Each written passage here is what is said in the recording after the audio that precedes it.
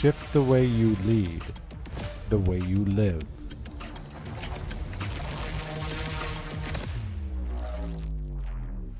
Clarity, courage, change.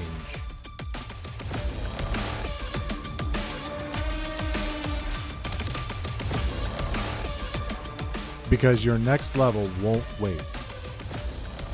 This is Monday MindShift, the clarity you've been craving, the shift you didn't know you needed.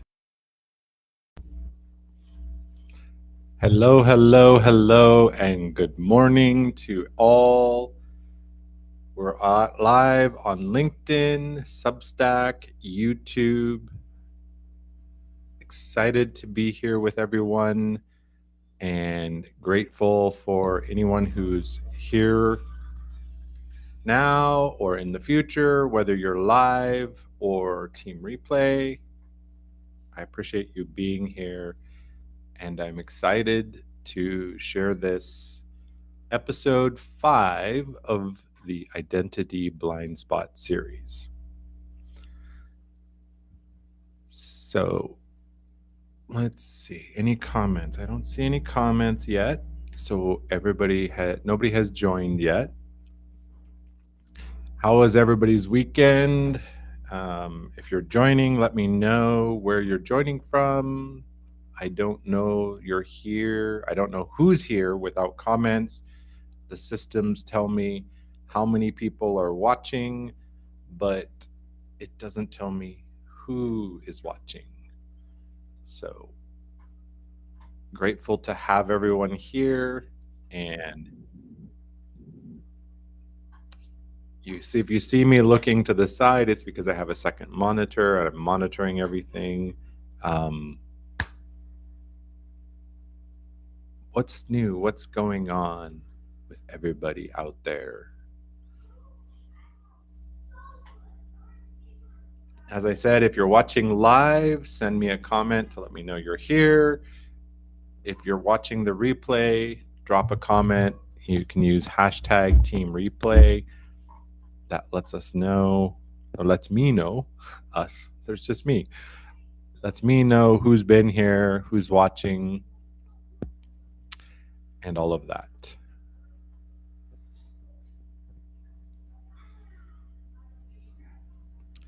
So let's see. Because I don't have many people here, I don't see any comments. Oh, there's Christy. Hello, welcome, Christy. How are you today? Hope you had a great weekend and you're ready for the new week.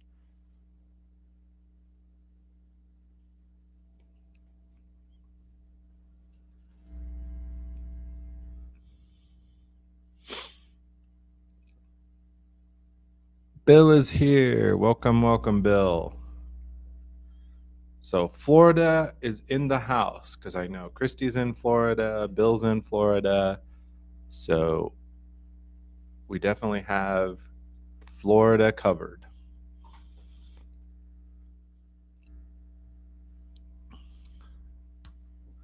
Bill, you've been busy. I've been seeing all your notifications for your live streams. Staying busy.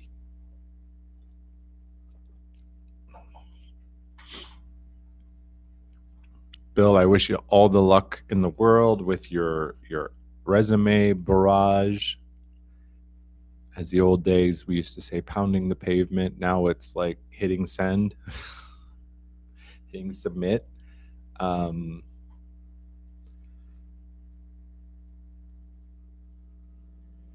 as I said, I'm live on YouTube, Substack, and LinkedIn. Haven't added in Facebook or TikTok, still figuring that out, still testing. You can see I've got this nice little watermark here. This is because I'm on a trial version of the software, but I'm testing it out because I can do cool things like this.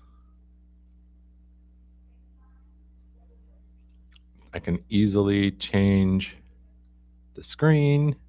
Like there's our intro. here's my main screen. I can easily switch. So I'm experimenting with that. We'll see how that goes. Because I'm a big researcher, so I like to research everything before I spend my money on it, before I sign up for anything, any commitment, because most of these apps and SaaS softwares, etc., you're in it for at least a month, maybe a year. You get a better deal if you book a year. So I don't want to spend the money unless I know it's going to serve my needs. All right. Bill's going over to YouTube because I have had that experience as well, that LinkedIn dropping and losing the feed, and I'm having to reset every time. So that's kind of frustrating. All right. So, as I said, episode 5 of the Identity Blindspot series. In episode 1, we looked at the prover, how sometimes our ambition is actually coming from our pain. In episode 2, we looked at the striver and the ceiling on receiving what we say we want. Episode 3, we talked about the helper, the version of tying our worth to being needed, to being the one that steps in and helps whenever it's needed. Episode 4, last week, we looked at the performer. We looked at openness and vulnerability as more image management or branding over actually be, like authenticity online or in workplace. And big welcome to Felipe. I'm not sure where Felipe is based, but I'm glad to have you here, Felipe. Today's episode, we're going to look at the accommodator, the part of ourself that doesn't know how to say no, that hasn't found its authority. This whole series, we've been moving tighter and tighter inward. And this episode looks at the place where your identity either holds solid or it quietly collapses. What I've seen again and again is a leader carrying the same disguised question across industries, across everything.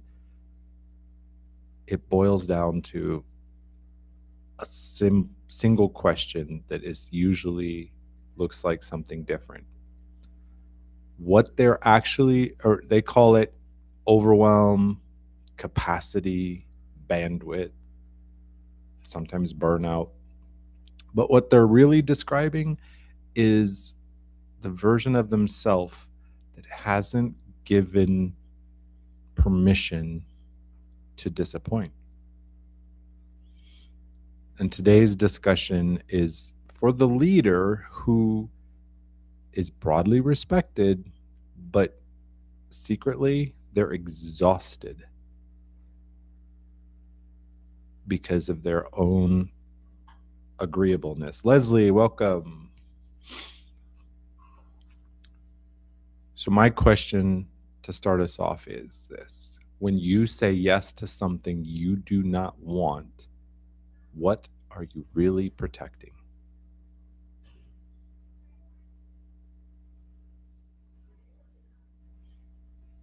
Here's the pattern.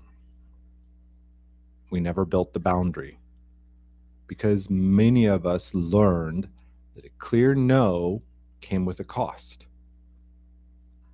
Disappointing a parent, that approval that was withdrawn, that lost sense of belonging. We built a workaround. We learned to say yes with our mouth while our bodies said no. And we called it maturity. We adapted. That kept us safe when we didn't have the standing to hold our own ground. Unfortunately, over time, this hardened into an identity. The agreeable one, the reliable one. That identity doesn't break boundaries because it never built any. It lived in accommodation. Key point here: a boundary is not a wall. It's simply a declaration of what you value.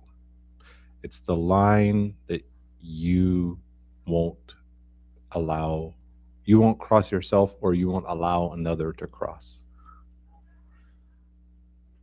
When your values are clear,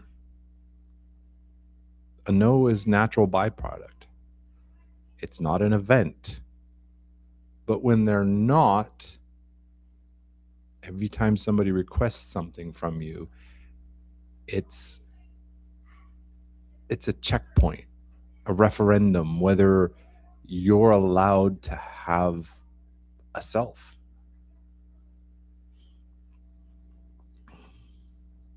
Absolutely, Leslie. Fear of criticism, fear of, not belonging, fear of not being accepted, etc. I see three main archetypes, or I want to talk about three main archetypes here. Could be a founder who takes on a misaligned client because turning them down feels dangerous. And this even happens when that founder is at 6 and 7 figures revenue. Could be an executive whose feedback is so nicely wrapped that it just doesn't land. And then they go, well, why is nothing changing? Why don't the people change? Perhaps a coach who extends sessions and absorbs their client's anxiety.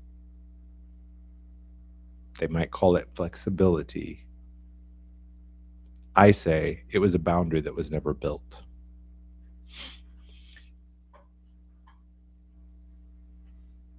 Now, usually this pattern is virtually invisible to the person living in it. It's really hard to break because that person doesn't see the cost. Internally, they feel generous, but then they feel a strange emptiness or flatness after a day full of yeses. This pattern hides in virtue, which is why it survives so long. Let me give you 3 tests that will reveal the pattern for yourself. The first is the resentment test. Track where you feel resentment in your week, because resentment is almost always a boundary that you didn't hold, that you recognize after the fact. This is data. It's not your character. It's not a character flaw. It's just data. If you feel resentful, there's probably a yes in your recent past that you didn't really want to give. The second test is the apology test. Listen to how you decline things. If your no comes wrapped in 3 apologies, 2 explanations, and a promise to make it up later, that's not coming from identity. It's guilt management. A clean no doesn't require any defense. And the third test is what I call the relief test. Notice what happens in your body when a meeting is canceled or a client reschedules. If your main feeling is relief, you're overcommitted to things that you don't need to be carrying. Relief is our nervous system telling us the truth that hides in our calendar. So to reiterate, a no that comes from a solid identity, it's clean. It's a simple no. Nope, I can't do that. No negotiation, no apology, and it doesn't require explanation. So now we know how to recognize if we're operating in this pattern, if we're living as the accommodator. So I bring up the 2-chair exercise. Today are 2 identities for the leader who struggles in this area. The first, learn to stay safe by being agreeable. The other is just waiting, has been waiting for maybe decades for permission to speak for itself. Neither side is the enemy, but you can only have one running the leadership without eroding you. Michael, welcome. So in the first chair is the accommodator, which might say things like, it's fine, I can make it work. I don't want to be difficult about this. They probably really need me on this one. I'll just figure it out the time somewhere. So here's my prompt that goes with you. Who taught you that your no was too expensive to say out loud?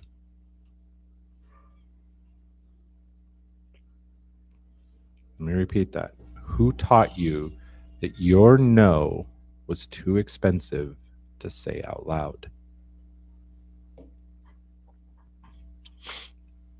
I want you to honor that part because it kept you in relationships and jobs and rooms where a no too early might have cost real belonging.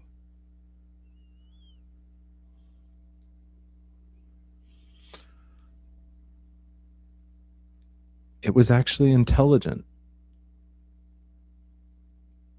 but it has a cost because it produces a life shaped by others' agendas. Your calendar gets full of things you didn't really want to choose. And inside, you feel this quiet corrosion in your self-trust every time you overrode the signal.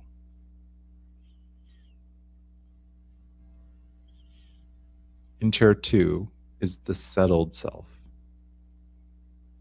It speaks like this: that is not mine to carry.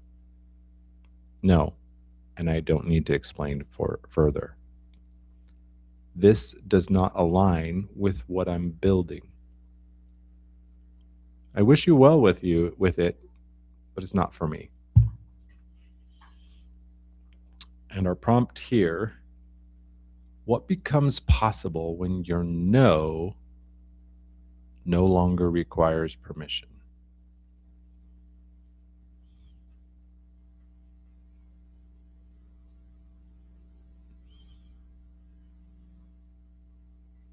What becomes possible when your no longer requires permission?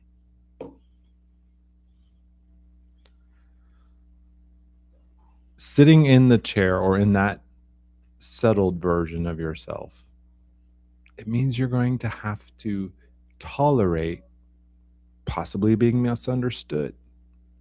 It requires that you trust that the relationships worth keeping will survive your honesty. The work here is not to silence the accommodator. The goal is to stop letting it speak on behalf of the version of you that has already outgrown this.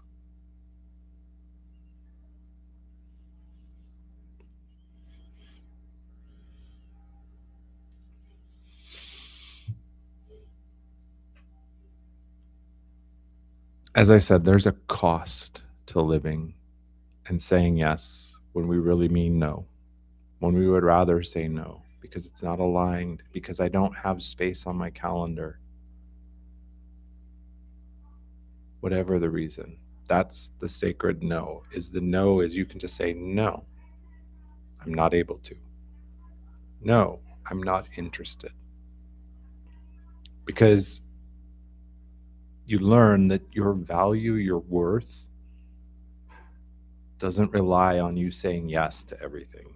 It doesn't rely on building your life around what everybody else needs and wants. Because when that no, that lack of no, is unchecked, leadership becomes reactive. Your best energy goes to other people's priorities, and your priorities get leftovers. If you lead a team, they quickly learn that your limits are negotiable, and they stop taking them seriously. And you stop taking yourself seriously too. In your closest relationships, intimacy begins to thin because those people are seeing your performance, not your preferences. And here's the deepest cost. It's not burnout, although it can show up as burnout. The real cost is that slow erosion of self-respect that happens every time you override your own signal so that someone else can feel comfortable.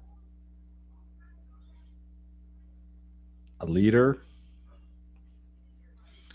who does not trust their own yes can't trust their vision either.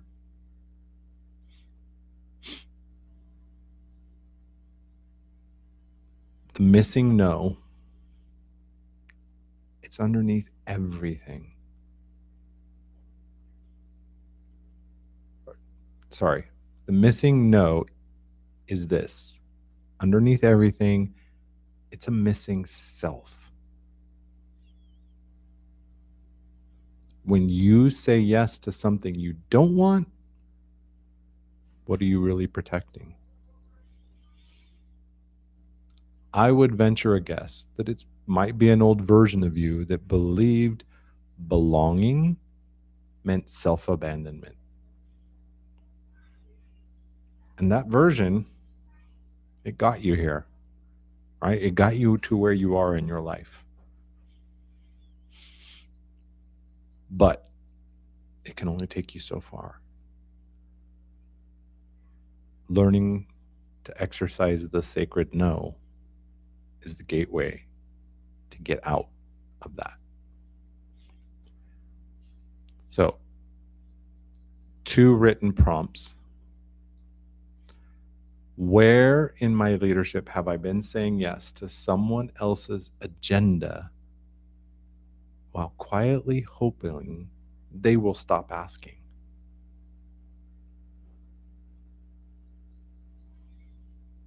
And what would my week look like if my no did not require a paragraph of justification?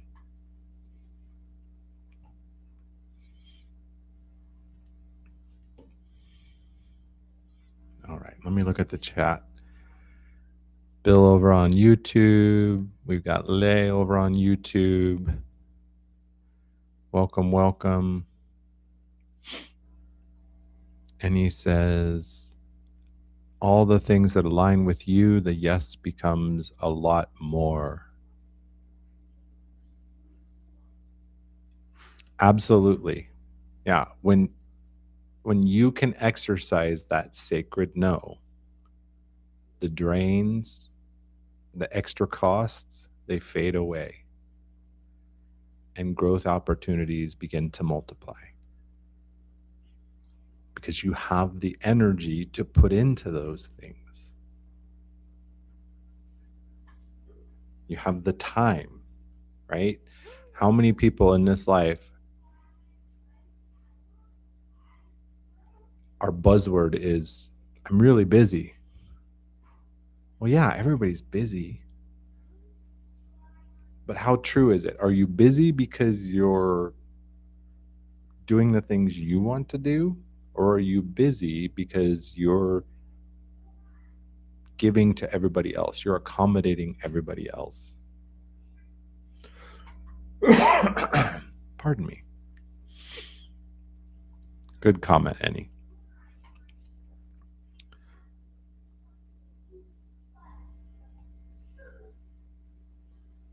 So here's my simple invitation. If something in this topic today, maybe it's something you've kind of been circling around in your thoughts, take that as a signal, because this isn't a willpower problem. It's an identity question. And they will not resolve, this type of question will not resolve through better time management or better discipline. And I offer the identity clarity call to help you locate the specific place where your no has not settled yet and look at what exactly it's costing you to keep accommodating from there. Send me a message. I'd love to have a talk. With that, I'm going to share the stage. I'm opening it up. As always, video not required. It is appreciated for me and everybody watching, but I would love to hear from anybody who wants to share anything. Let me drop that link.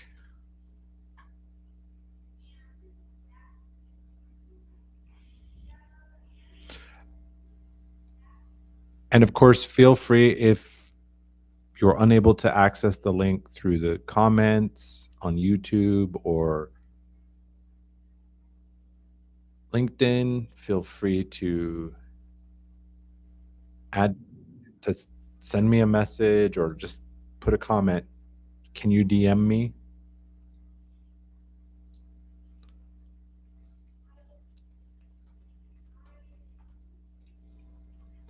I'd love to hear from anybody who's willing. We have a really light group today.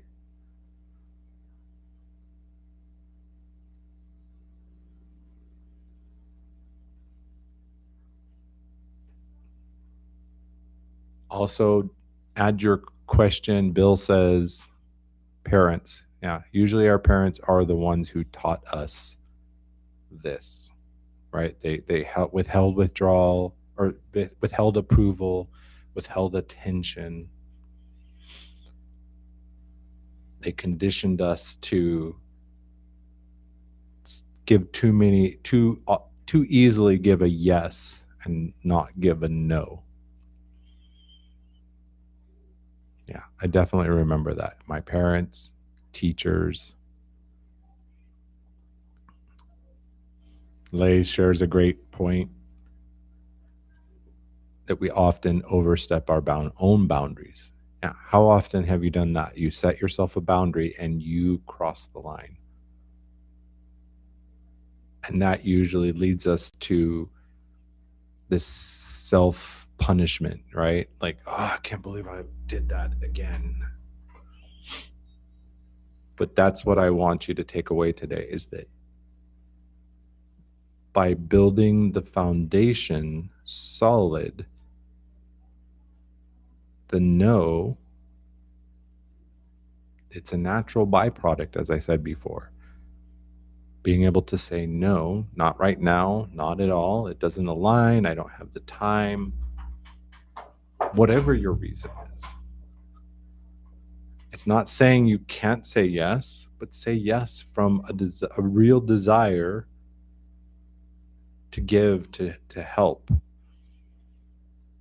Right? I had that great conversation with Kimberly Lechnick when we looked at the helper.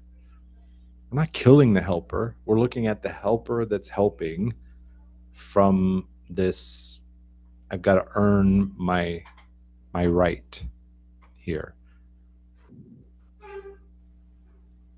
I had a feeling it would be him. Annie, welcome. Yes, how you doing, Sean? I am well. Hold on, I can hear When you. did you dye? I was just going to I say, can, when I did can you hear dye you your hair separately. blonde? Yes. No, but I mean, you look very clearly shaven today. Yeah, I got clean shaven, recent Yeah, haircut. I got it I tell going. you, you look the part. I'll say that. Well, and my wife keeps telling me that. She's like, "You got to take better care of yourself. You're a celebrity now." And I'm She's like, "Yeah, right. whatever." She's right. She's right. I She's think always right. I used some body lotion today, which is rare for me, and I can literally, my wife just despairs. But my son is into all that. So, it's more than self. It's grooming, right? That's a word for it. Well, and Um, it's grooming, and it is a part of self-care, right? Taking care of mm, yourself, like respecting yourself enough to, like, you don't have to get over the top. I've seen people, they've got like a whole medicine cabinet full of potions and creams and whatever. You don't have to do that, but just, some basic self-care. yes, basic is a word we look for, sure. So my son, he goes over the top. He's into ouds. I'm like, what the hell is that? Perfumes and scents. So he's got not he hasn't got a medicine cup, but he's got a room full of the stuff. My brother-in-law's Roomful. worse. But my brother-in-law has a house full. Every room is overtaken with these ouds, because he intends to sell the things that no one else is. He wants these scents to go out of production, then he can sell what he's got. But he's got every space in my sister's house is taken up by these things, these little Wow. boxes of things. Anyway, let's forget about that. And I think they become like saying no. Ooh, man, it sounds easy, Sean. You make it sound so easy. Well, it's not. No, I'm not going to say it is. I tell you why it's not easy for me. It's not easy because you know when you leave a job, I guess you think you're leaving the tyrant manager and the tyrant leadership, right? No, you're just changing Right. tyrant. Yes, for different tyrants, and when you run your own business, the tyrants they're called customers. They pay the bills, right? Now, Right. woe be tied to you if you have staff because now you have another set of masters. They think you're the master, but no, they're the ones who really run your life right now, and so it goes. Suppliers, I could carry on and say literally Right. everyone wants a bit of us every day, and yeah, we have to work on to say no. Yeah, Absolutely. Well, and that's like, it's the first step is recognizing the signal, right? Like when mm, your inner core is telling you don't say yes, mm, do you acknowledge that, right? You've mm, shared something on, I think it was on, I don't remember if it was on my show, on your show, what, but you shared like sometimes you've had to tell a client like, nope, can't, not doing it. mm, mm, mm. And Yeah. I'm not saying it was easy, Mm. right? Especially as an early stage entrepreneur Mm. where it's like you just want a client. Yeah, yeah, and the ones you have, you want to keep. You know, but But it's a fear thing, it is a right? fear. Like Leslie is often saying, it's one of the seven fears. Mm. Um, and it's a lack of it's this loop. It's like you're not trusting yourself enough, and then you say yes erroneously, and that erodes the self-trust more, and it becomes a downward spiral. Like Mm. you trust yourself less. Yeah, it's true. No, it's true. I've seen And it. it's Yeah, something I wrestle with every day. yeah. No, I've seen it play out. I think the danger for me, the danger, you say yes too many times, then you become resentful, and once you become resentful, I think it just keeps spiraling downwards. Whereas I found a place to catch myself. You turn yourself down, Sean. Don't do that. Well, I realized I've got to restructure like my Substack. Hmm. They just hear me talking to myself. And they can't see you. They see me and they hear me talking, but they don't see you They and they don't they hear can't see you. me. So I No. ended the broadcast over there. Again, that's what I mean by everything. Even tech these days wants your time, and they want your energy, they want your presence, and that's I'm thinking of looking at Substack, but I'm still resisting and saying no. See, this is a problem, Sean. You say no, and is it FOMO? Maybe, but no, it's more like I know I should be doing more. How much more can I really do? Exactly. Because it gets back to what I was saying about time and energy. Mm. It's we each have our allowance, and Yep. with time, we all get the same. Like Yep. we get 24 hours, and part of that is already wiped out for sleep. Mm. Damn. 8 hours lost, but then I never get 8 hours sleep. I think today two and a half hours in, I was like, I better get up. I don't want to get up, but let me just get up anyway. Right? And here I am. But Well, I'd say, but and today was the first time that my wife and I slept in. We did not have an alarm this morning, wow. and I can't remember. Like we didn't have things starting right at 7 a.m. And let me welcome Josette. She said hi to both of us. How you doing, Josette? An amazing person. Get more and more impressed every time I see her around. So, how you doing? Yeah. Yes. But You know, you're right. Because I've done that wrestle, like feeling like I should be doing more, but also looking at my energy levels and my time commitments and saying, I don't know how I can do more. So I've been looking at like, how can I do more without expending, taking away from the energy and time that I have for other things. mm, An example is I've been looking at, so I publish my podcast, I publish it to Substack, it automatically sends it to Apple and Spotify and everybody else. It creates some clips automatically. and sends those to YouTube as shorts, and to link. Well, it was sending to LinkedIn. It keeps failing. Like from the Substack side, it says sent to LinkedIn. I go to LinkedIn every day. I get one or two notifications. Your video failed. Your video failed. Hmm.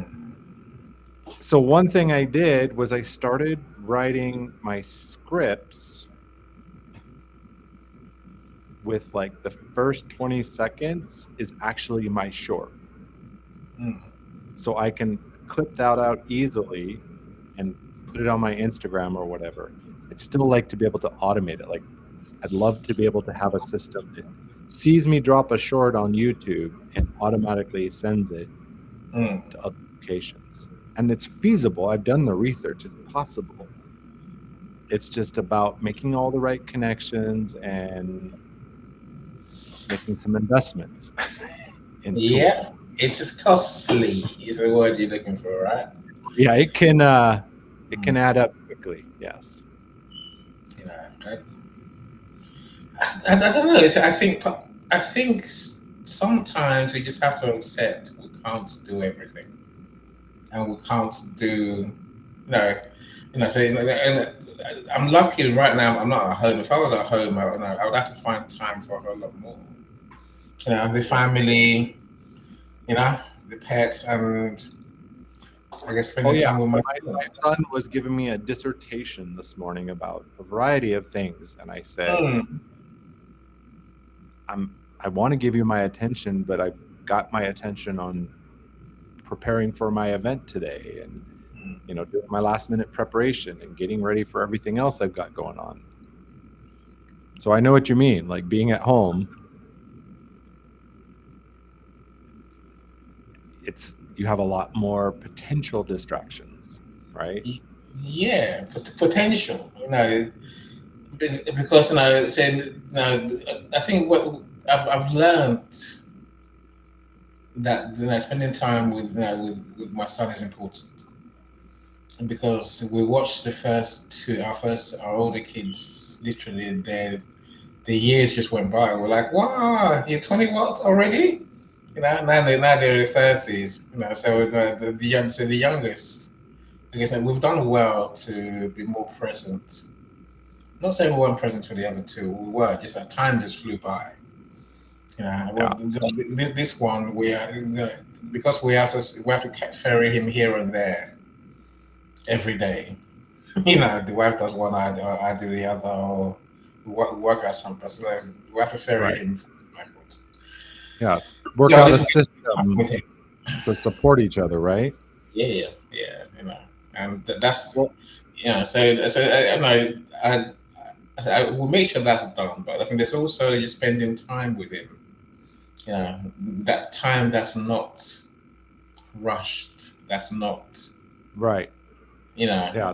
The unrushed, un unstructured. It's probably the other word unstructured for time. it. Yeah. Yeah. Unstructured, unrushed, you can just be present with someone.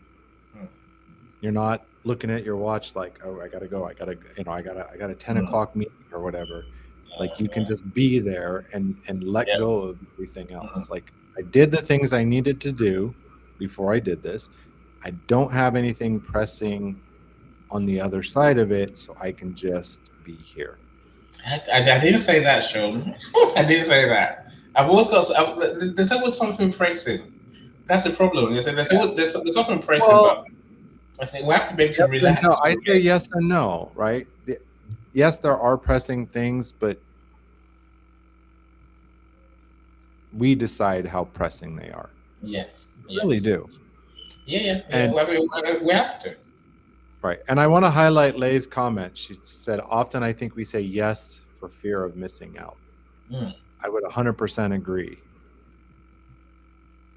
Whether it's giving others a yes or like what you just shared, like adding on another channel to your social media efforts, Mm. right? You want to say yes out of this fear, like, am I missing something over there? And I think that's what we wrestle with, right? You have to choose your lane, Mm, mm, work mm. in that lane, and unless you have got to the point where you have a team that can manage the other channels for you, then I think, you know, let it go. Like, Yeah, I'm with you. Substack may be great, but I don't see it pulling up trees yet. No, I haven't met anyone who's like, Substack made me. Like, what? And I'm like, okay, I need to look at it. Whereas, yeah, I mean, here's a dilemma, Sean. In marketing, you got to do so many different things, right? And the mhm. tech is always evolving. You know, so all my days are spent on LinkedIn, of course. I don't spend time anywhere else. I have no interest in any other platform. I'm there. I post a ghost, which I know as a marketer is the worst thing you can do, but at least I post, right? I don't care, frankly. And then you realize for years we know the website's an important part of the mix. As a marketer, I tend to preach for things that we need to be doing, to be on. For number one, websites. Number two, ads. Number three, email. Number four, social media. With just those four, you can make money by being visible, by being responsive, by being of value to people. You can use those mediums to serve people, so to speak, right? But I think the website has fallen off the radar. It's fallen off my. It's Well, not radar. yeah, I would say like website and email used to be like Yeah, website email ads were your top priorities, yeah, yeah, but they've all fallen lower yeah. because of the era we're in. Hmm. Because I see the ads all the time, start a Yeah. faceless YouTube channel using AI, and AI will just generate everything for you. You just have to give it the ideas. So I think we're progressively losing trust Hmm. Hmm. in, you know, ads, and it's been a long decline, right? Like, Which I would have argued with you, Sean, is continuing. right. No, yeah, the decline is it's Yeah, continuing to fall, right? yeah, This yeah. is this is the relationship era, showing up live and having a conversation, whether it's an event like this or getting on a Hmm. call and having a talk with somebody. Yeah. I think that's the place to be. And that's why I put a lot of my time and energy. Yeah, I have Substack and I built a Hmm. good subscriber base over there. That's my newsletter. I have my LinkedIn newsletter, which actually connects people back to the full articles on Substack. Okay, that's easy enough. But my energy goes into live events like this Hmm. and my podcast because although it's not live, I'm on camera. You see there's a Yeah, huge, yeah, yeah. No, no, no, no. Look, I do more events than most, right? And I understand the psychology. I see the benefits every day. I get all that, right? I guess what I'm realizing, which is taking my time, is why I'm talking about it, is that the website is dead in the way we were using it. right, in the old ways, right? Yes, we didn't give it the presence, the immediacy, the relationship, the engagement that we ought to give it. That we knew we had, we were told, you know, to give it that level of love, so to speak, and it will give us results, right? And so what I see, and what I'm sure we all see, which is why the website carried and dying, is that the big boys, the big brands get to do it well. They get to engage. The small Mhm. guys just have what looks like a holding page. It just sits there, right? And you get no traffic and you get nothing. It doesn't work. Right?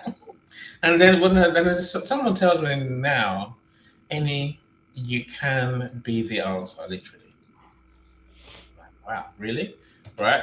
So it kills me, Sean. It kills me. I just think that your conversation made me laugh as I was listening, right? It kills me because I spent days writing my website again. And God, it's the last thing I want to do, Sean. I don't want to write it.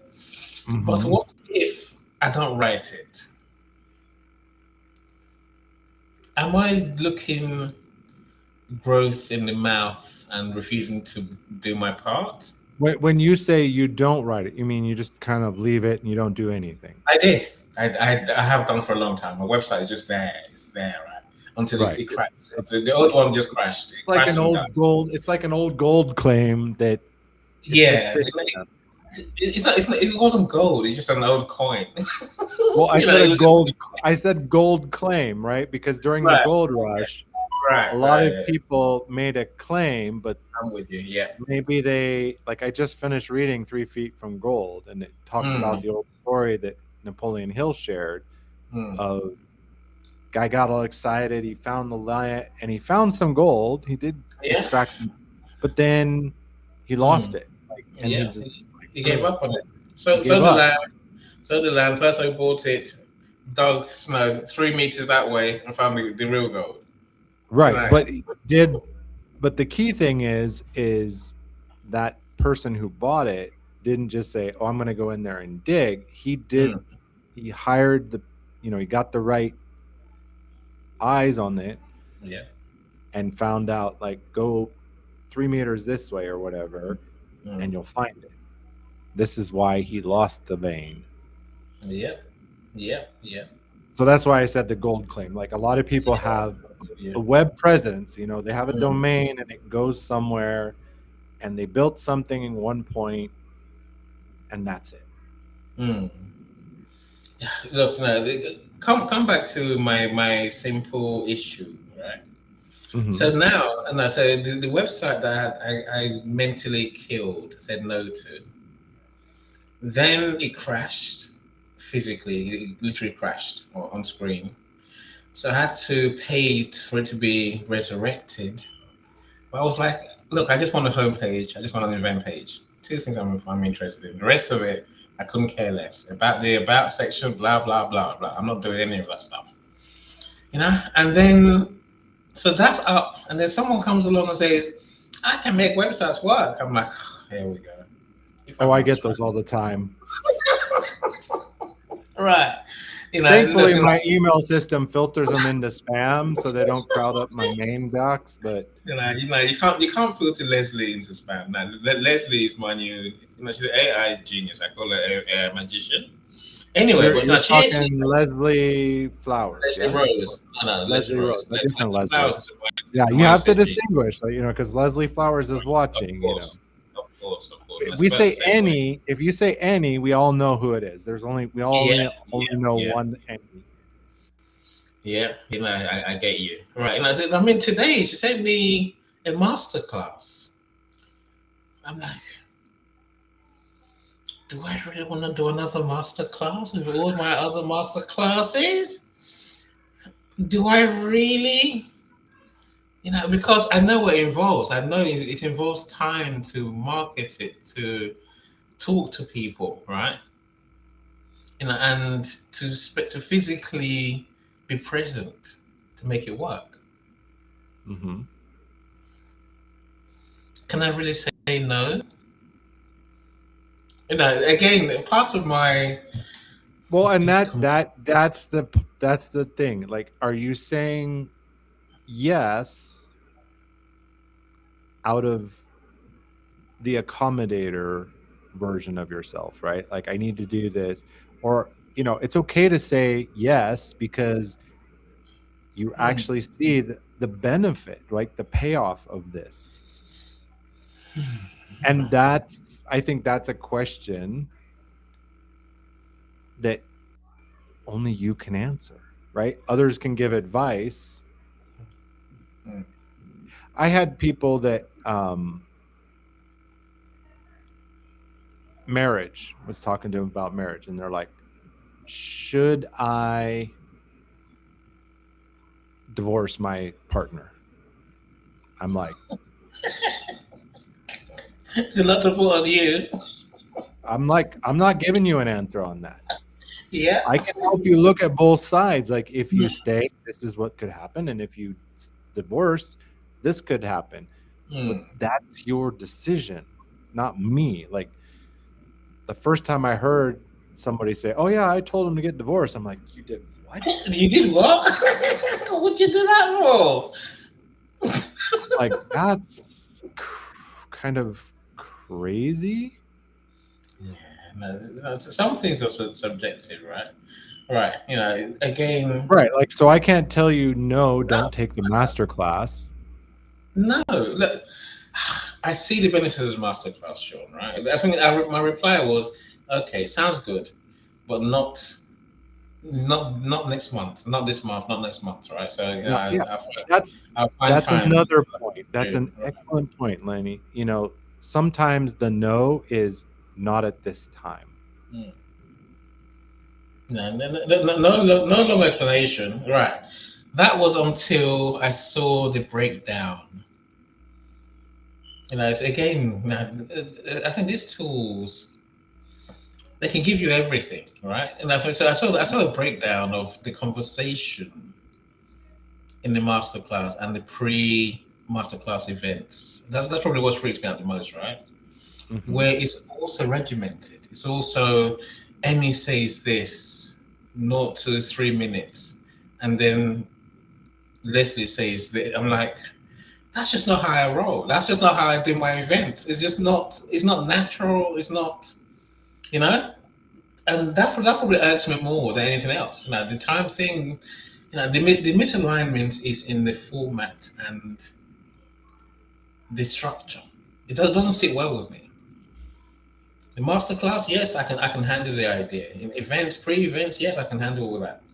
But I will not be railroaded into having to learn a script. I just won't do it. I refuse. I've said no mentally, to that Well, bit. and we're in this era, right, where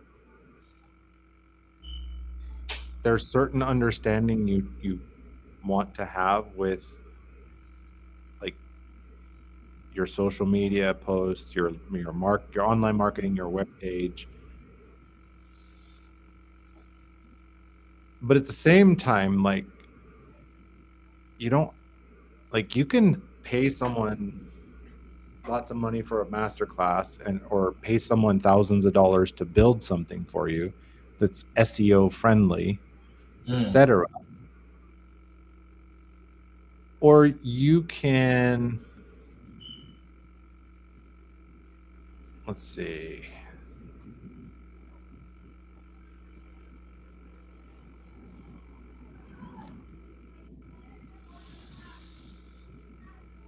I'm going to do this. AI built this for me in like minutes. Use my branding colors. You Mm. can actually play the episode right here. It's got links out to all my channels, Yeah. previous episodes. So as long as you understand what's underneath it, you can work with AI to do the hard stuff. Mm. I'm back again. You know, again, this is part of my. It's not worry, my confusion, right? Mm-hmm. Your website shows it perfectly. My new website looks like yours.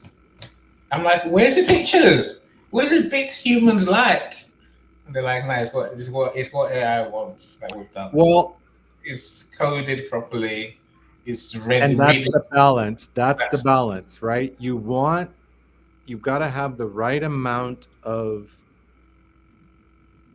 human attraction, mm, but it's also got to catch the attention of search engine crawlers, the Yeah, AI yeah, yeah. answer engines, etc.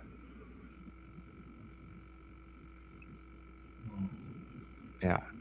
Lee gives Yeah, us another great comment that losing trust in ourselves by saying yes and then not be able to fulfill the commitment that we said yes to. yeah. And that just erodes that self-trust, that Mm, self-respect even more, yeah. and makes the next no that we need to give even harder. But on the same, so here's another example. So that's just my podcast website. I basically wanted something that, and this is like one pass. I You think sound like me. That you got 6 websites now. There's a no, personal. I have this one, and then I have a homepage, but I haven't refined it. Mm, Um, entity home they call it. Yes. like I don't even have my domain pointed at it yet. But you know you have to do it. This is a problem, right? So, like you're right, I probably should have some kind of image at the top, but it's not. There you are. It's not absent. Or this one. This is my book that I'm loading as a web page, like part of it as a web page. Mm.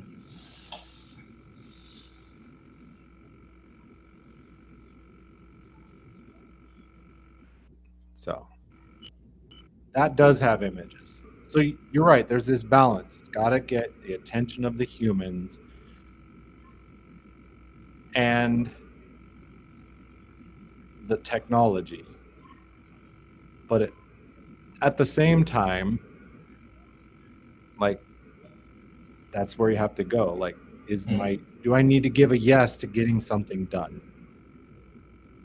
Like I said, I spent a few minutes on creating this stuff. I haven't had to spend a lot of time at all. Couple, like AI drafted it. I said, I need to change this and I need to change Yeah. that. To get it finished, you're gonna have to put some hours into it. Right. That's why But you haven't finished it yet. I'm not sweating it. Like Mm. I don't have some fear of missing out. Because I know that I'm showing up and sharing my my knowledge, my experience, what I know. Mm. Whether it's here, whether it's on my podcast, whether it's on other live events. And I know, like, if you search Daily Power Boost, the first page is all my stuff. Mm. Mm. Mm. See, but I just said something which I know to be the truth, and you're gonna have to realize it's the truth as well. Which is that you need an entity home for these search engines to work properly. Now, you just said daily power boost, yes, but there's a person behind all of this. It's called Shawn Michael, right? You're gonna have to create an online presence for Shawn Michael. And that carries another level of difficulty. Yes, and time. As you said, I can search any osong, Mm-hmm. and I'm probably going to find exactly who, it'll point to your stuff. If you search Shawn Michael, Blimey, there's millions of them. you're going to get the wrestler. Everything's going to be about You're lucky you're down to 3. I'm saying other English names have thousands of people. Paul Smith. I'm saying, think of that. They have thousands of other people. How you distinguish yourself from those, only goodness knows, right? But it has to be done sometime. Right. But there's one small change. If you put Coach Shawn Michael, Mm. Okay. So I don't know. it's I guess all me. you have to use that. You have to use that all the time. Then sure, you have to make that your identifier, right? Well, and that is my identifier on most of my like my tags, right? Like Insta, YouTube, Mhm. etc. It's all that. Okay. Okay. Yeah. I'll know to call you Coach Sean from now on, right? Not that I didn't know before, But look, my point is, we are faced with these conflicting, not conflicting, so many different things we must do in business. And saying no, it feels good. We can. I can say no and down tools for today if I wanted to right now, but that might upset Mm-hmm. my co-host later on, Christina. But I'll say so I won't do that. But tomorrow I can say, right, I'm not going to do any work online because I've got no events going on. I've got a meeting, right? Apart from that, I have no events, right? But Right. then, And but I've got, that's saying no to, like, you've given yourself the space to not be online, to put yes, that time into other say things that yes hasn't to, been created. Yes, yeah, say yeah, yes to your family, say yes to your, the things that need to be done around the house. Like the other day indeed. I was tilling the yard so we could plant carrots and sunflowers. Yeah, well, yeah, you have to get out there and do it physically, right? Yeah, no. So we have to say yes to that. Those sort of things to have a balanced life. And, Yes. yeah. Again, I suppose an extension of all of this. I'm pretty horrid when people say no to me at the wrong time. The wrong people say no. Yeah. Right. You mentioned team building earlier, Sean. I expect my team to be mini me, at least in terms of their prioritization of my work. I'm a small business. There's no redundancy in our size of business, right? And I Well, don't like when you said mini me's, yes. I understand what you meant, but I had this little gut reaction to it. I bet. And I've I think I talked about this with someone. If you're hiring people for your team, especially as a small business solopreneur, you've got to make sure you're aligned in values, Yes. right? If you are clear on your values, then you can hire the people that maybe not match all of your values, but they Mm. align with the key values, right? So you can more easily say yes. And like you said, when you give them a task and you trust them, they know you trust them, and so they go get it done, and they build that trust. And even in that, there's a sacred no. Like when you meet with someone, Yeah. are you able to say, you're like, look, I need a social media manager. I only have these candidates, and honestly, none of them are a good fit for me, but I really need this. So that's, the business owner's dilemma. It's like, I really need this. Do you have the settled identity to say, no, I'm not hiring any of those? I need to give Yeah. it some time and rerun it, basically.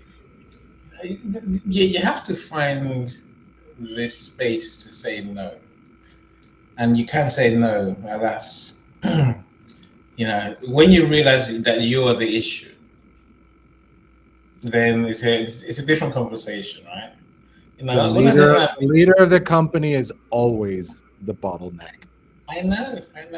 I'm aware of this. That's why I do much better with freelancers who end up stressing my life out instead. But it's fine. And then I don't pay them as much as you pay employees who then disappoint when they say no. Right? When I say I want mini me's, I just want people who are super driven like me about my business, and that's how to find. Right. It's the- That's they what live I out there. heard. That's not what I heard you say initially, but that's what I heard underneath. No, I know what's going on.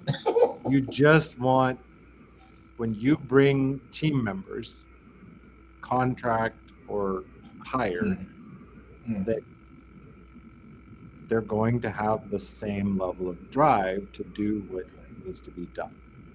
It's Yes. not even that they can't say no. Like, a good leader actually wants pushback. Like, if my ideas are garbage, push back, Mm, right? Nobody wants a yes man. I had a discussion in comments about this with another leadership coach, and how, a true leader actually not just welcomes dissent, but actually says, like, bring it.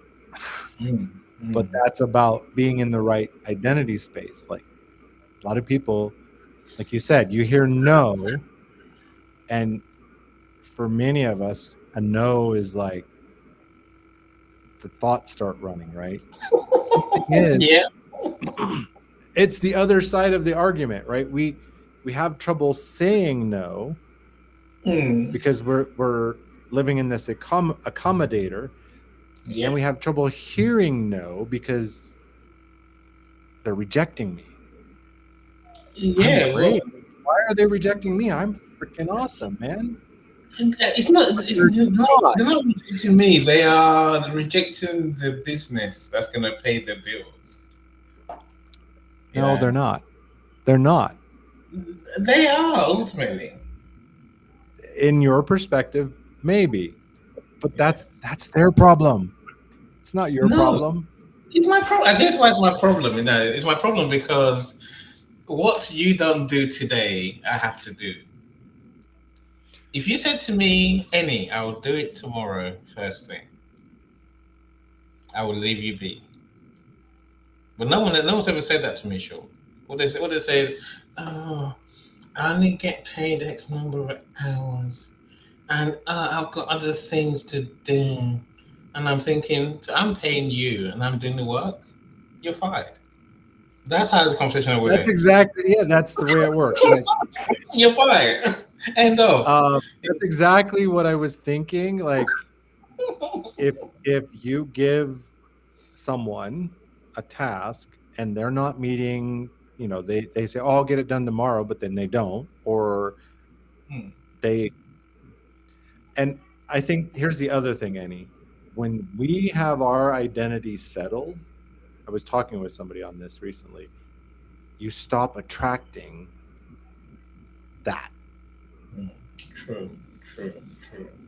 But yeah, as you said that, they're Me. like kind of whining. I don't, I don't get paid enough. I don't get enough hours, and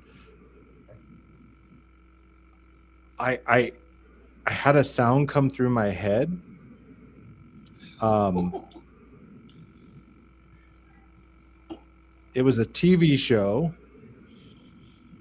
that So if you want to fire me, go right ahead. All right, Gene, but I think you're fired. Let me ask you a question. you're fired. I don't know if I'm sure you recognize the voice. I'm sure everybody recognizes the voice, but I could, Nah. as soon as you said that, like, I thought of those old scenes The when Apprentice. The Apprentice with Trump, yeah, and Trump was like, "You're fired." Yeah, like Alan Sugar does it here these days. I don't tend to watch it. It's you know, I didn't watch it a lot, but that sound, "You're fired." yeah, you're fired. So decisively and so final. Is it finalistic? That's a word for it, right? It's so final. The way they say it.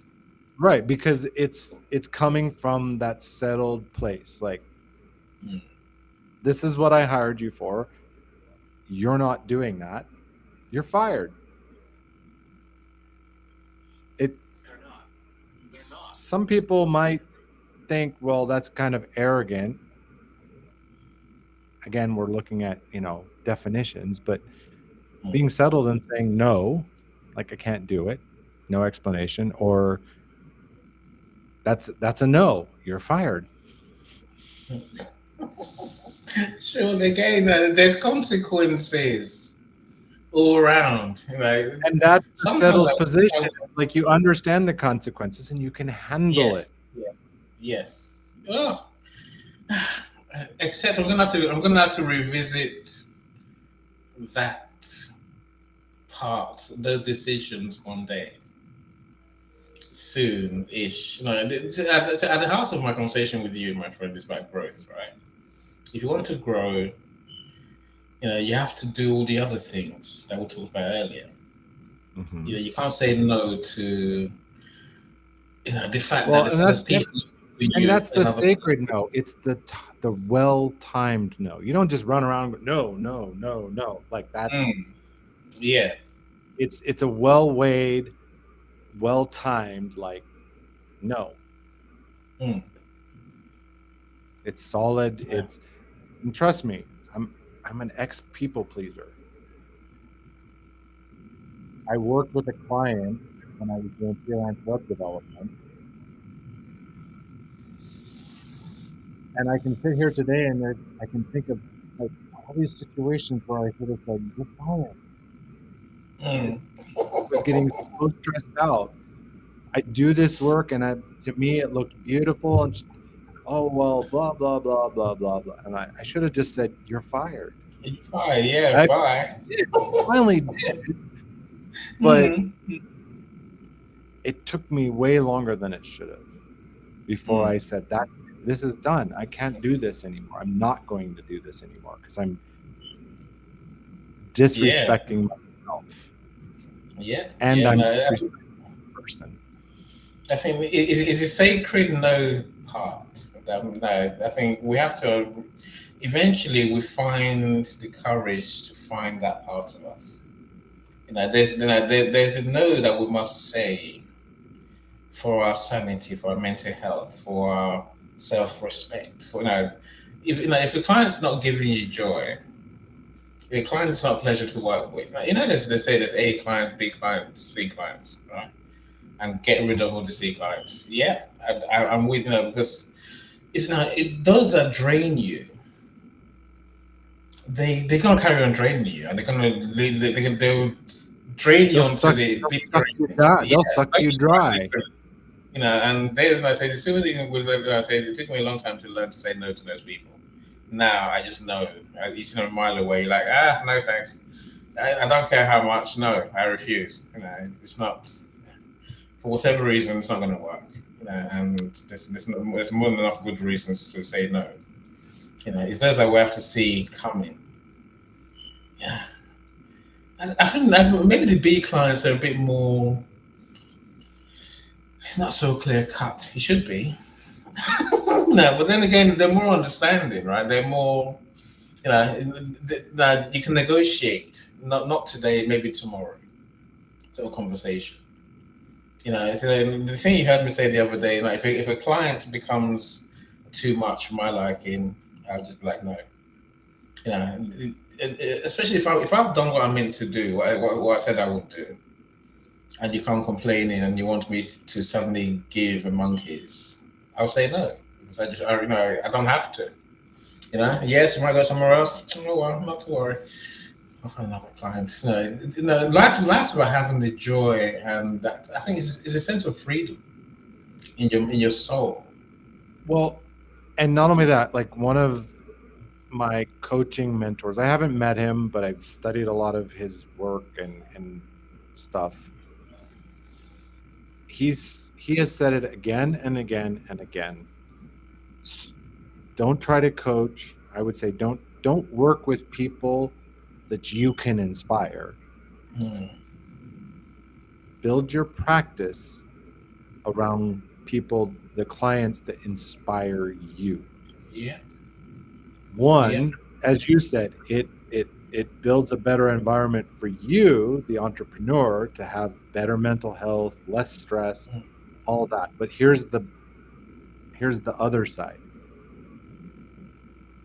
When you focus on energy over strategy and that client inspires you, you show up with more presence, you have more courage, your creativity is more alive. You know, you don't have to go before a client. You're like, oh gosh, it's that client. Oh my god, oh my god, oh my god. You know, and try and hype yourself up. Okay, I'm ready. Right? You just walk in. You're like, hey, man, how are you? Yeah, you know, if it comes to that, I don't know. You know, as I say, that's a C client. Maybe even a D. Get rid of. You know, really. Well, yeah, I think a C and a D are the ones like, oh god.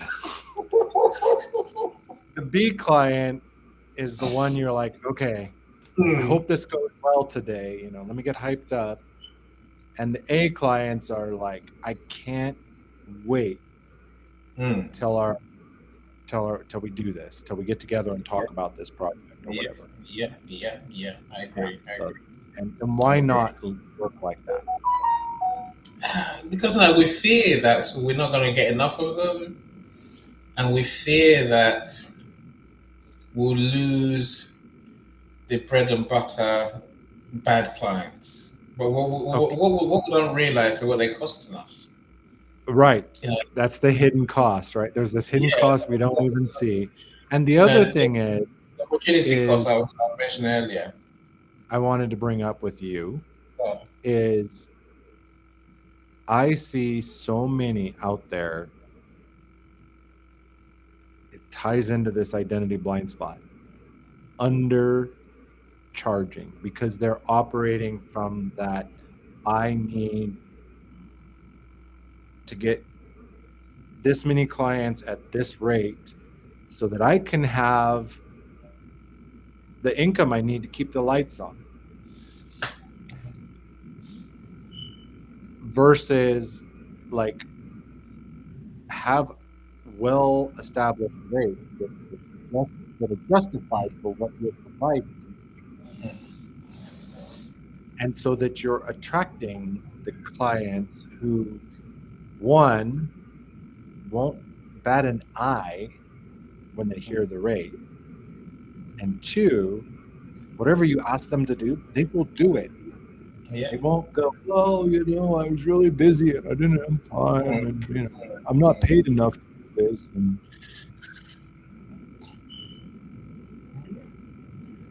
it's a quirky place to be. Like I say, I think we are. It is when we work with fear, when we work from a place of fear, we almost become all confused, right? Where I think if you just sit down and look at the numbers, you know, the 80-20 rule is what it applies to everything, to most things, right? This principle, right? You know, we think the more customers we have, the more money we make. Not realizing what the rule tells us, which is the fact, which is that 20% of your customers pay 80% of the money you earn, of the profits that you really make. Because a lot of the other ones, a lot of the 80% are draining you. They're costing you money. The time you spend chasing after them, running after time, energy, stress, everything, mental health, everything that goes there. So they're costing you money. So even if we could work at the 20% to really focus on keep, you know, and the lifetime value will be more than enough to offset if you got rid of the other ones today, you wouldn't really even notice. Right. But people don't believe that. But that is a fact. I know it's a fact.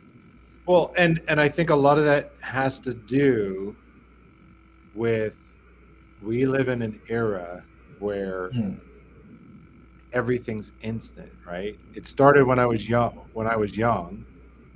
When we got a microwave, like dinner could be ready in 10 minutes.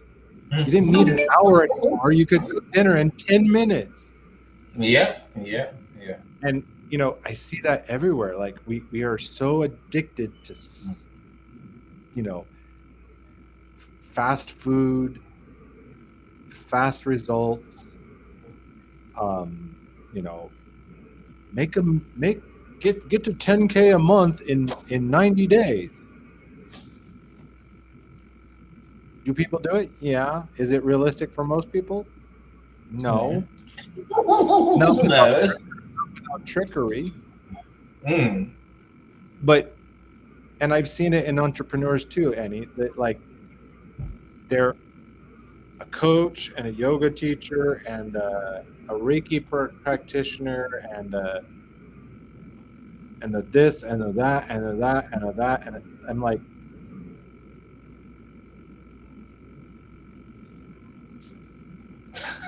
that tells me they're like just trying to catch every penny they can from whatever they can, instead of honing in and focusing on a single path. Say no to everything else. Get really good at this one thing. Get as the book I'm reading right now.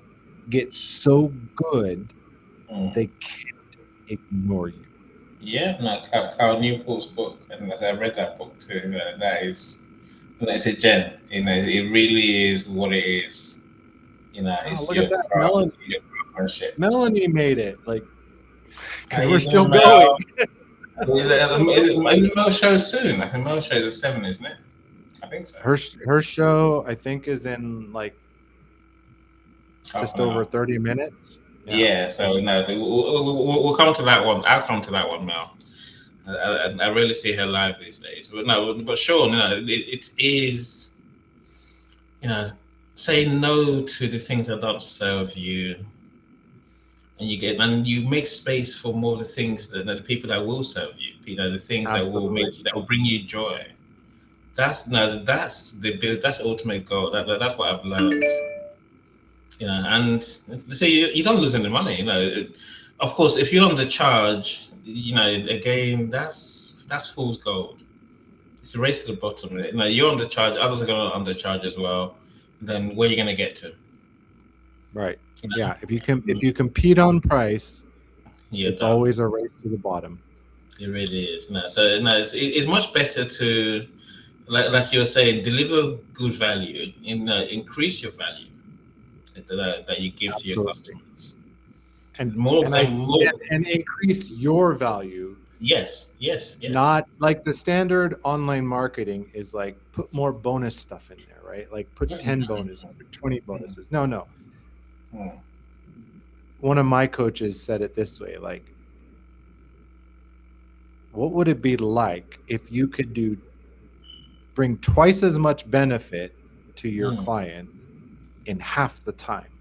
Yeah. Oh, that's a winner, right? Look, this is the answer that people will pay you whatever you want, even more than you want.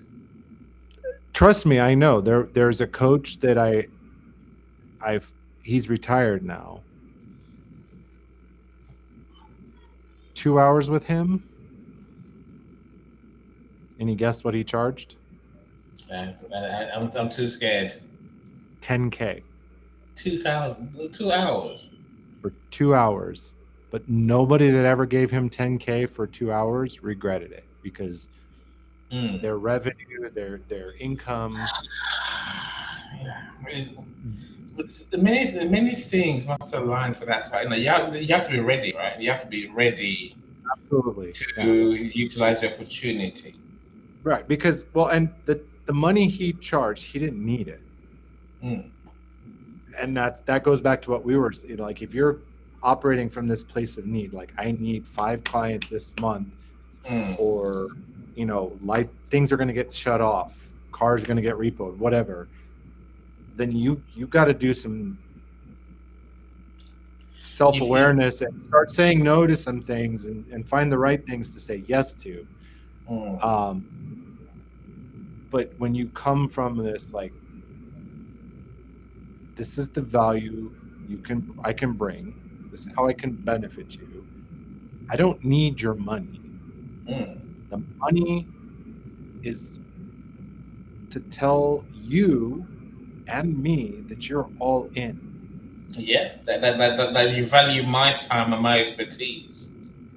And right, and that you value your time. Yes. And you're going to do the actions that are Yes. necessary to Yes. get the most out of that time. Yes, for sure. And yeah, For sure. you pay 10K for 2 hours or 100K for a year, like bi-weekly meetings.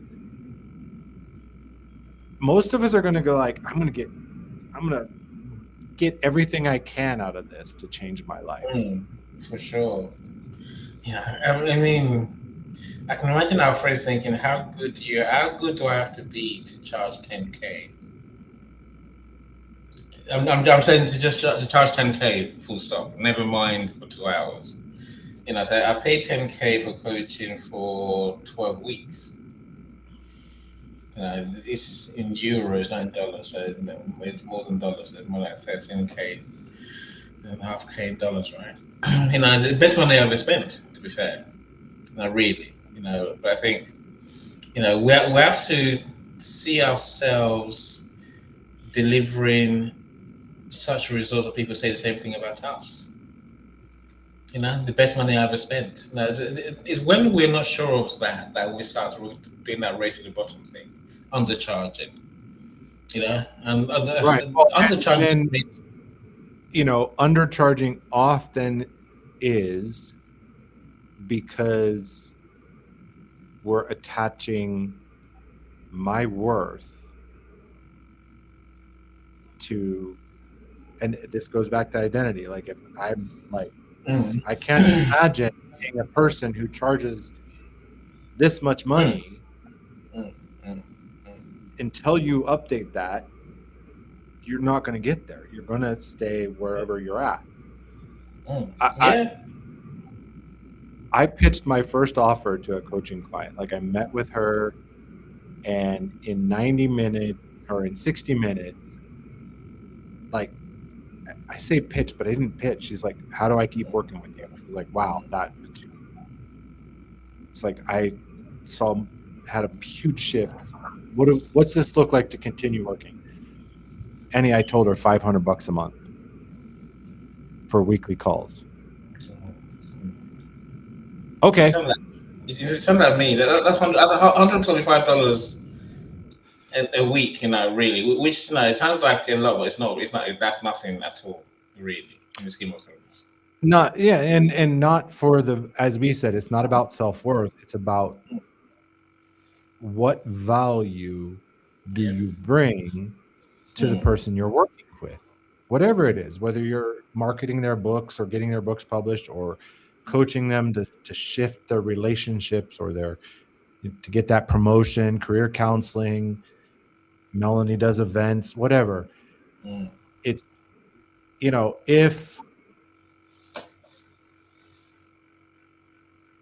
if you worked with somebody and they made an extra 100K from their books, and when I say from their books, I don't necessarily mean from sales, right? Yeah, sales, speaking. Sales are nothing, right? Sales are minimal. Like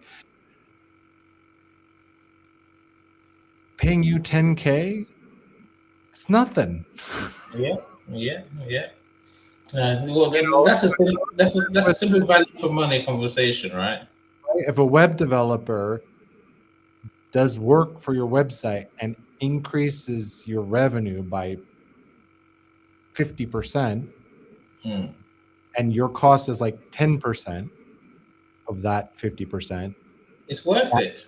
That's worth it. If it's worth 20%, if you work with somebody like Melanie and you double the revenue from your event or double the results, then whatever she charges is going to seem very reasonable. Yeah. But if you tie it into our worth, like I said 500, she was like, sure, no problem. Then I booked this deal. I got interviewed for a podcast. That podcast never aired because I don't know what happened with that person. Like he got everything stolen in Mexico and disappeared, and he eventually gave me my money back. Excellent. Thank goodness. But we had a great interview, and the deal was you get this interview, it'll go on his podcast, like 40,000 viewers or whatever. And then you have a pitch session where you get a 15-minute pitch to his community. Mm. And he coached me before it. And when I had set it up, I'm like, okay, I realized 500, that was way too low for a monthly, 500 a month for 4 calls, way too low. I said, okay, let's double it, 1,000. He said, my audience is used to paying 5,000 a month. So do your calculations really quick. Mm. And so I did the pitch with him. And I said, the value of what this coaching would normally cost is about $90K for the year. But for this audience, I'm reducing it to $68K.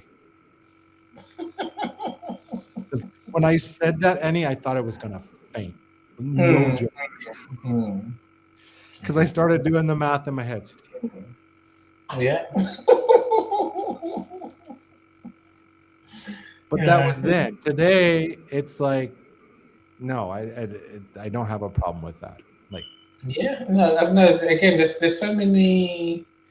When you say it's about identity, there's so many different parts that come into the picture. And I say that because, again, we go back to our staffing conversation earlier.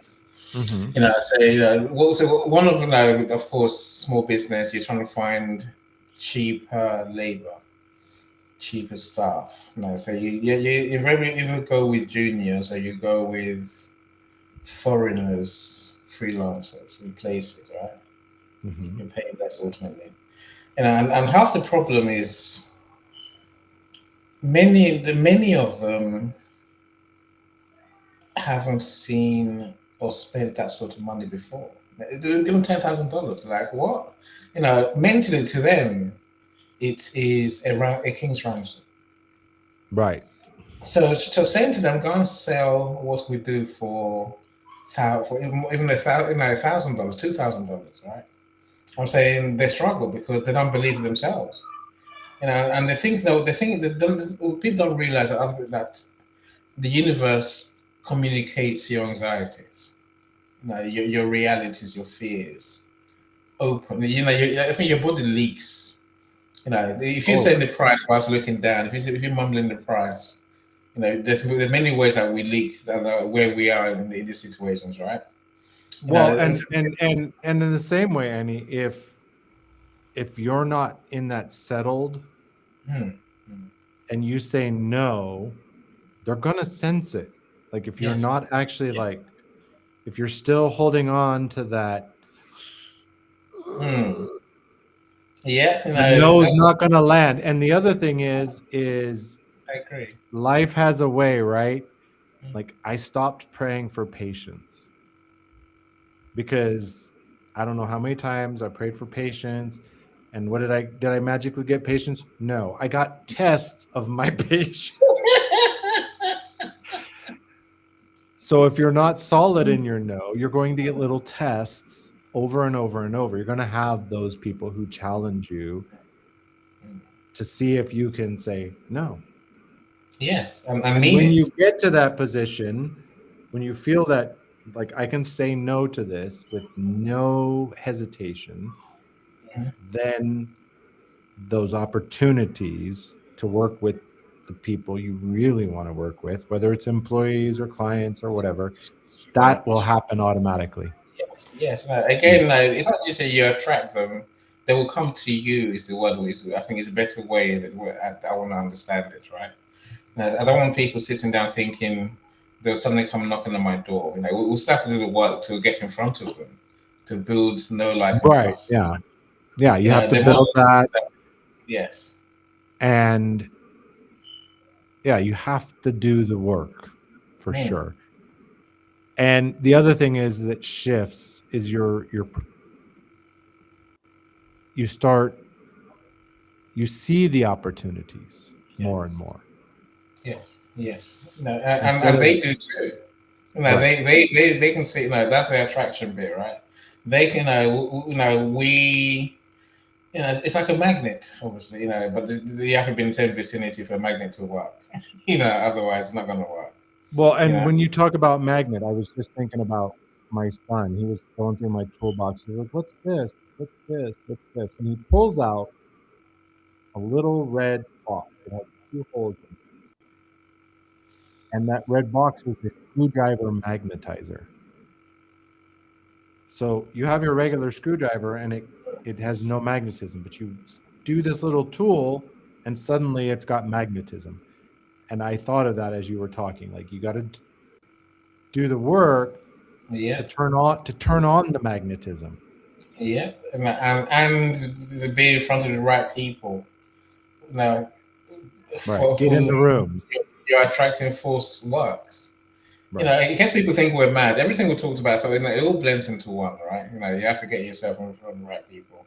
You have to do the work. But you also have to manage yourself and your time. You've got to get solid here. Yeah. Truly. You know, it's doable.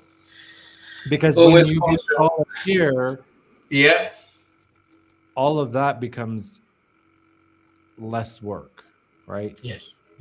I agree. You know, it's you know, it makes living a joy. You know, so, you know, the day I worked out to say no, and like you say, mean no. You know, you feel free. You know, that freedom is priceless. That sense of joy you get in your heart is, you know. But you know, I got to do the work to make up for the other parts of my life where I got so much work to do. I'm not saying no. Just being honest, my friends. It's a journey. It's a journey, right? It is. As I said, it's a daily process. It's not like you wake up one day and every thing you just say no. You're still going to say yes when you wanted to say no. But the growth is tomorrow you drop one no when you started to say yes and you're like, no, I can't. Yeah. And you might have delayed, like you went, oh God, I just didn't know what the heck was I thinking, like, but eventually it's it's a journey. We work towards it, and each time we're true and honest to ourselves, I think it becomes easier. Right. It's like we're taking a little vacation at the beginning next month, and I don't remember if it was my wife or my son, but my son is being our fitness coach. He's got rules: 5 push-ups, 15 squats, 12 jumping jacks. I don't know why it's 12, and 5 lifts with weights. And he's a taskmaster. The first day, I'm like, I'm the guy, I'm the dad. You know, I can do 10 push-ups. I can lift him over my shoulders like this. That was dumb. Yeah. I woke up the next day. I could barely lift my arm to comb my. It hurt so bad. So don't stretch yourself. Try one no at a time. You know. Step by step, right? You know, and you know, I mean, once you start feeling better, then you realize, okay, this is actually good for me. Yeah. You know, until you truly appreciate the point that you're making today, Sean. You know, it's not every moment. You know, it's knowing the right moments to say no. You know, so when you begin to recognize those, it gets easier because then you can see more of those situations. And that's why the title, the sacred no, not just saying no, but the sacred no. I agree. The right no to the right situation at the right time. Or the other way around. And for you and for the situation. You're right. No, the right no for the wrong situation. Yes, that's and that's more like it. Yeah, no, don't say yes to the wrong situations. Whatever you do, right? Yes. Say yes less. Yes. And let's go to Mel's room. It's been fun as always, Sean. All right. Thank you, Annie. Thank you all for watching. Take care. Bye, everyone.